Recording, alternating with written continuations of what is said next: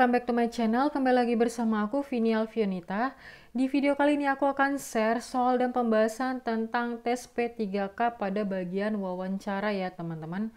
Kalau teman-teman belum nonton di part yang sebelumnya tentang manajerial dan sosial kultural, kalian bisa cek di playlist aku namanya Study With Me ya. Di situ ada banyak soal-soal tentang tes P3K, psikotest, dan lain-lainnya. Oke teman-teman, seperti biasa di sini aku akan sediakan 8 soal. Untuk satu soalnya itu aku kasih jeda waktu 10 detik untuk teman-teman menjawabnya ya. Kalau teman-teman merasa 10 detik kecepatan atau kelamaan, kalian bisa pause, bisa diatur sendiri, dan nanti kita akan jawab bareng-bareng.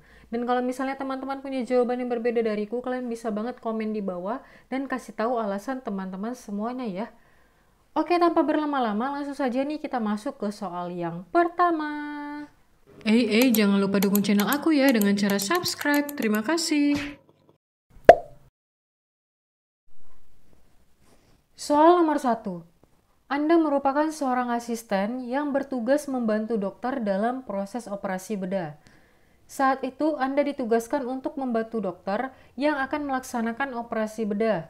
Namun, Anda mengetahui nih bahwa dokter tersebut dalam keadaan mabuk minuman alkohol. Apakah tindakan yang akan Anda lakukan? Kita mulai.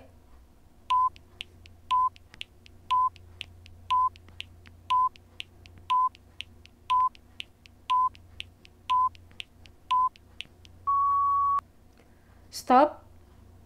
Anda merupakan seorang asisten yang bertugas untuk membantu dokter dalam proses operasi bedah.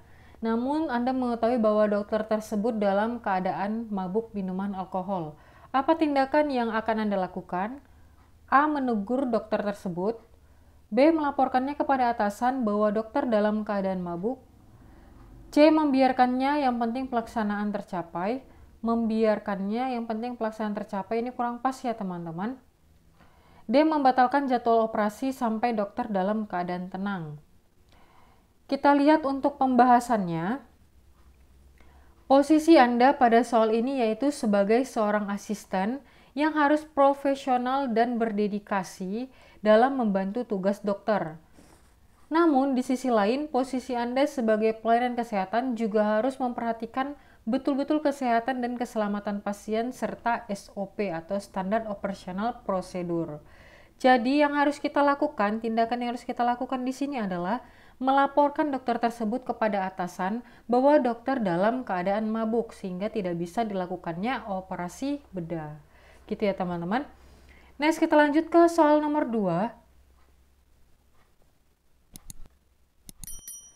Pandangan Anda menanggapi kemudahan akses informasi secara online saat ini adalah, kita mulai.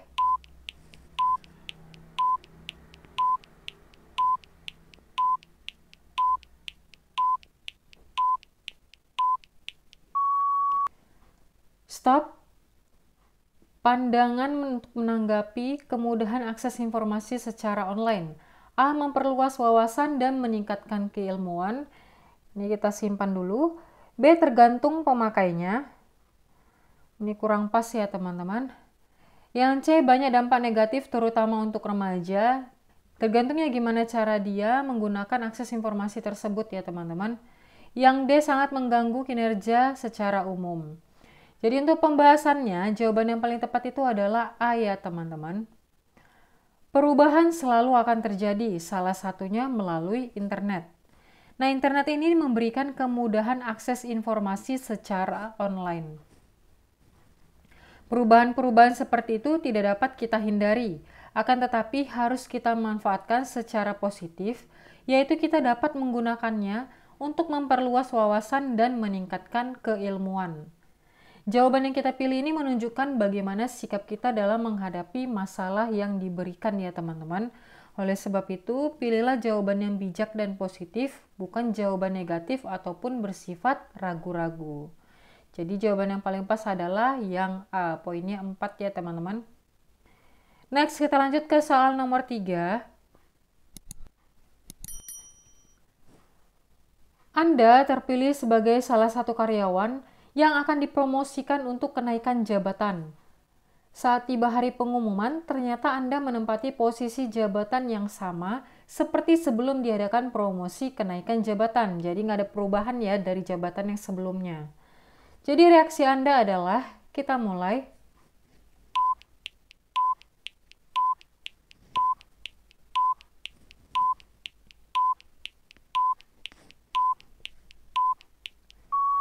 Stop. A. Merenung sepanjang hari. B. Merasa hari ini adalah hari kesialan Anda. C. Memusuhi karyawan lain yang mendapatkan keberuntungan kenaikan jabatan. Wah, ini parah sih ya. Yang D. Mengintrospeksi diri dan melakukan perbaikan kinerja. Udah pasti jawaban yang paling tepat adalah yang D ya teman-teman. Untuk pembahasannya, pilihlah jawaban yang positif, yang mampu mengintrospeksi diri, melakukan perubahan dan berjuang agar lebih baik. Bukan dengan hanya merenung, tapi mengintrospeksi dan tindakan. Bukan pula dengan memusuhi rekan kerja ya teman-teman. Jadi jawaban yang paling pas, yang paling tepat adalah yang D ya. Next kita lanjut ke soal nomor 4.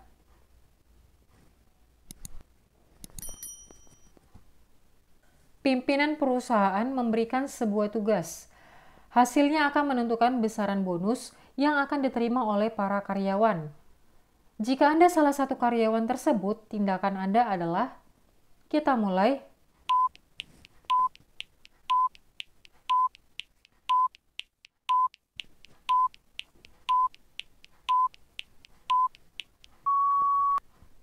Stop.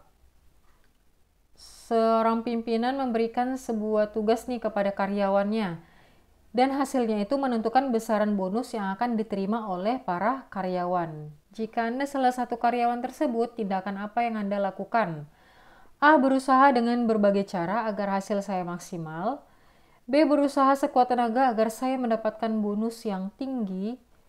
C. Berusaha maksimal dengan cara yang sehat. D. Berusaha keras sesuai kemampuan saya. Jawaban yang paling tepat adalah yang C ya teman-teman.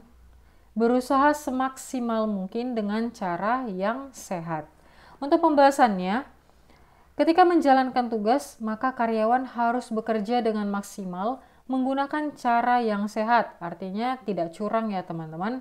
Tidak hanya karena ingin mendapatkan bonus yang tinggi, melainkan juga karena ia harus menyelesaikan tugas dengan sebaik-baiknya, sesuai dengan tanggung jawabnya ya. Jadi jawaban yang paling tepat adalah C. Next, kita lanjut ke soal nomor 5. Kalau teman-teman punya jawaban yang berbeda dariku, bisa banget komen di bawah ya, kasih tahu alasan teman-teman semuanya. Soal nomor 5.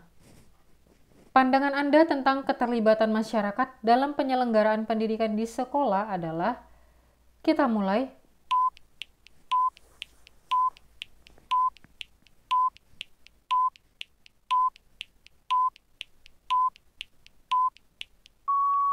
Stop. Pandangan tentang keterlibatan masyarakat dalam penyelenggaraan pendidikan di sekolah. A. Masyarakat memiliki potensi-potensi yang dapat dikolaborasikan dengan kegiatan sekolah sesuai dengan prosedur dan aturan yang berlaku. B. Masyarakat merupakan partner sekolah dalam memajukan pendidikan peserta didik sehingga perlu diikutkan dalam perencanaan sekolah. C. Masyarakat dan sekolah perlu bekerja sama dengan membuat kontrak kesepakatan yang nyata dalam dokumen yang dapat dipertanggungjawabkan. D. Masyarakat harusnya tidak mempunyai hubungan apapun dengan pendidikan di sekolah. Jadi jawaban yang paling tepat adalah A ya teman-teman. Masyarakat memiliki potensi-potensi yang dapat dikolaborasikan dengan kegiatan sekolah, mengingat bahwa sekolah ini berfungsi sebagai lembaga yang melayani anggota-anggota masyarakat dalam bidang pendidikan. Jawaban yang paling tepat adalah yang A. Next, kita lanjut ke soal nomor 6. Setelah diterima sebagai aparatur sipil negara, apakah Anda masih siap belajar lagi? Kita mulai.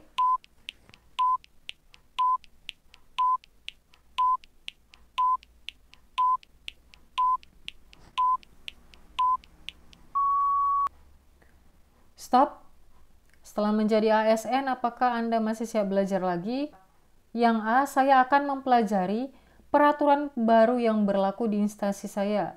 B. Jika ada yang menawarkan beasiswa, saya akan belajar untuk mengikuti tesnya. Ini kurang pas ya teman-teman. Jika ada yang menawarkan beasiswa, jadi kalau misalnya nggak ada yang menawarkan beasiswa, dia tidak belajar gitu. Yang C. Saya sudah mendapatkan gaji tetap dan jaminan hari tua. Menurut saya itu saja sudah cukup. Ini juga kurang pas. D. Prinsip saya tidak akan pernah berhenti untuk belajar, mengembangkan diri, dan menguasai hal baru. Udah pasti jawabannya adalah yang D ya teman-teman. Untuk pembahasannya, bahwa pilihan D sangat tepat karena dengan kita belajar, kita dapat terus mengeksplorasi kemampuan dan minat kita, membantu kita mencapai tingkat pencapaian yang lebih tinggi. Dengan demikian, belajar bukan hanya sebuah kewajiban, tetapi juga investasi dalam diri sendiri yang tak terhingga ya teman-teman. Jadi jawaban yang paling tepat adalah yang D. Next, kita lanjut ke soal nomor 7.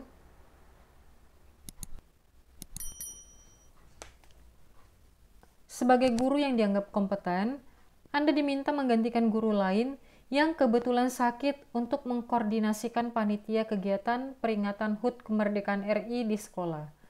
Yang akan Anda lakukan atas permintaan ini adalah, kita mulai.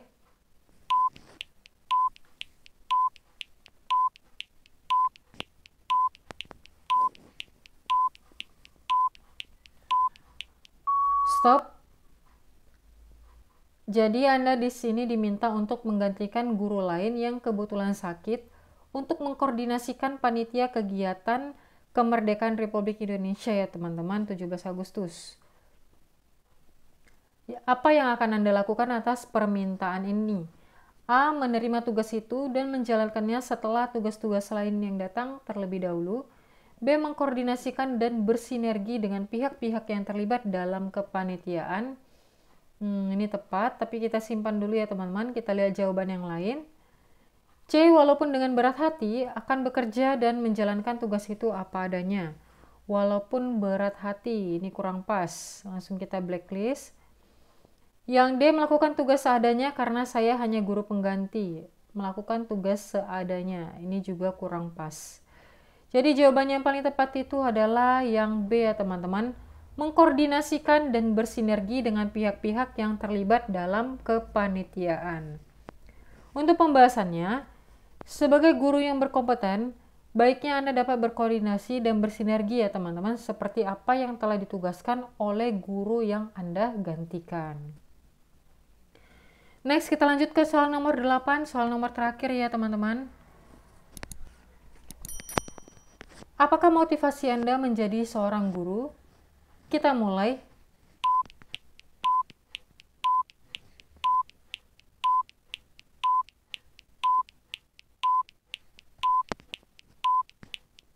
Stop. Motivasi menjadi seorang guru. A. Saya senang mengajar dan berbagi ilmu. B. Karena saya salah jurusan mengambil keguruan saat kuliah. Karena saya salah jurusan, ini kita blacklist ya. Yang C. Saya mengikuti kata orang tua saya. Mengikuti kata orang tua, bukan mengikuti kata hati. Ini kita blacklist. D. Karena kepala sekolah menawarkan saya menjadi guru. Kepala sekolah menawarkan jadi guru, ini kita blacklist. Jawaban yang paling tepat itu adalah A ya teman-teman. Saya senang mengajar dan berbagi ilmu. Ini udah pasti. Untuk pembahasannya, pilihlah jawaban yang alasannya berasal dari diri sendiri, bukan karena orang lain. Oleh sebab itu, jawaban yang paling tepat adalah senang mengajar dan berbagi ilmu. Oke teman-teman, segitu aja untuk soal dan pembahasan tentang tes wawancara pada P3K 2024. Kalau kalian suka silakan like, kalau ada pertanyaan, ide, tanggapan, atau saran silakan komen di bawah ya. Dan jangan lupa please teman-teman dukung channel aku dengan cara subscribe agar aku semakin bersemangat lagi untuk membuat video terbaru lainnya. Dan bagi yang udah subscribe, aku ucapkan terima kasih banyak. Dan sampai jumpa di next video. Bye-bye.